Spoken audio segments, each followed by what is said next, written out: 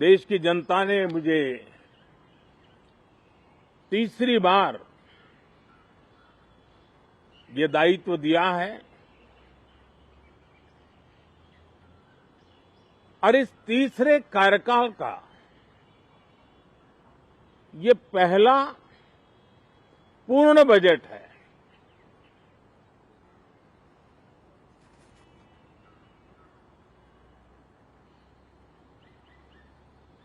और मैं विश्वास से कह सकता हूं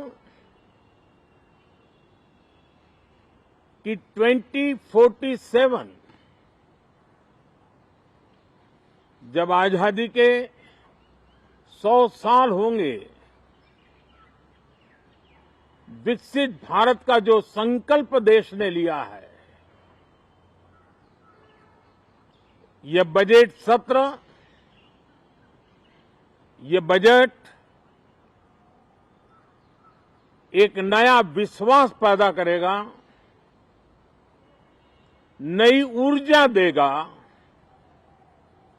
कि देश जब आजादी के 100 साल मनाएगा तब विकसित होकर रहेगा। 140 करोड़ देशवासी अपने सामूहिक प्रयास से इस संकल्प को परिपूर्ण करेंगे। तीसरे टर्म में हम मिशन मोड में देश को सर्वांगीण विकास की दिशा में, चाहे वो भौगोलिक रूप से हो, सामाजिक रूप से हो या आर्थिक भिन्न भिन्न स्तर के संदर्भ में हो, हम सर्वांगीण विकास के संकल्प को लेकर के मिशन मोड में आगे बढ़ते जा रहे हैं।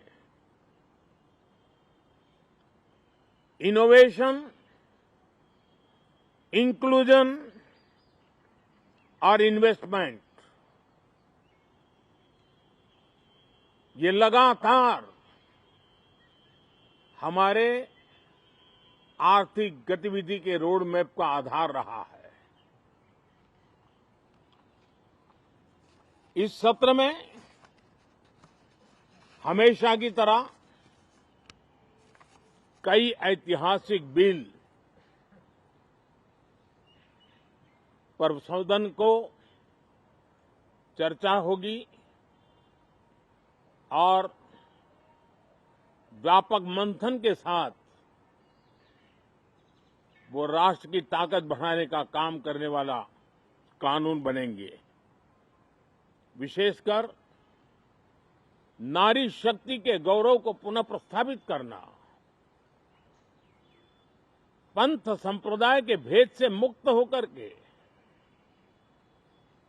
हर नारी को सम्मानपूर्ण जीवन मिले, उसको भी समान अधिकार मिले, उस दिशा में इस सत्र में कई महत्वपूर्ण निर्णय लिए जाएंगे। रिफॉर्म, परफॉर्म एंड ट्रांसफॉर्म, जब विकास की तेज गति को प्राप्त करना होता है तो सबसे ज्यादा बल रिफॉर्म पर रहता है। राज्य और केंद्र सरकार ने मिलकर के परफॉर्म करना होता है और जन भागीदारी से हम ट्रांसफॉर्मेशन देख सकते हैं। हमारा युवा देश है, युवा शक्ति है और आज जो 20-25 साल की आयु के नौजवान हैं, जब वो 45-50 साल के होंगे तब वो विकसित भारत का सबसे बड़े बेनिफिशियरी होने वाले हैं। उम्र के उस पड़ाव पे होंगे, नीति निर्धारण की व्यवस्थाओं में उस जगह पे बैठे होंगे कि वे गर्व के साथ आजादी के बाद जो शताब्दी शुरू होगी,